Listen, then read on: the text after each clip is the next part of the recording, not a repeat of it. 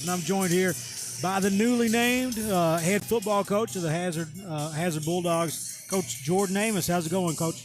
It's going great. It's been a great day. Got to meet a lot of people, and there's a lot of people excited like I am. And, I was here 2 or 3 years ago for 1 year. I really enjoyed my time here. I don't think it was the right time for me personally, but when it came open again a couple months ago, I was one of the first ones to put my name in it, and it ended up working out. Wind the clock back a decade or so. Did you ever see yourself a head football coach of the Hazard Bulldogs? Probably not.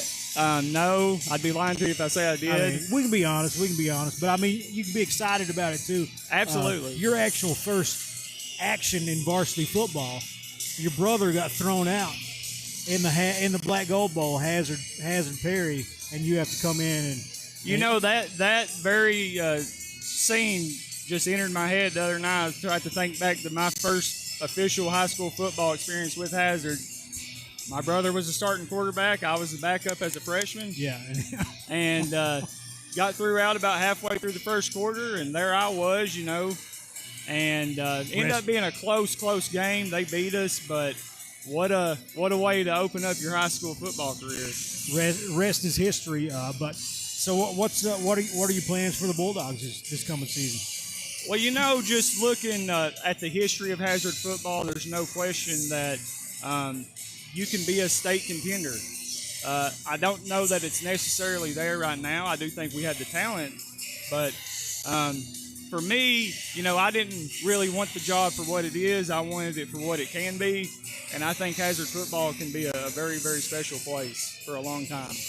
You're graduated from Perry Central. You're a gamer, and cross sport, multiple sports. You played football at UPike under Coach Dudley Hilton. You got starting head coaching really early, and then go work under Coach Hilton. What does that do for you? What does that provide you coming into a situation like this? I mean, everything. I've got 10 years of varsity coaching experience, one as a head coach, one here at Hazard, and the other 8 are under Dudley Hilton. So, a lot of what I do from a program standpoint is going to be based off what I've learned under him. I didn't come here to run the wishbone, but just from a philosophical standpoint and how to handle kids and motivate kids, and that's what it's all about. It has nothing to do with me or my staff, or it's all about the kids, and I'm tickled to death about the kids I'm taking on. I mean, it should be, they coming off of wins and loss, a losing season, but the Bulldogs were in the thick of it with some of the best teams in the state. Campbellsville, Pikeville, they played their guts out against Raceland, and honestly Middlesboro, that one, down to the wire. I always feel like even when Hazard has a bad year by Hazard standard, they're not really far away from being in the mix. No, because they traditionally do play a tough schedule.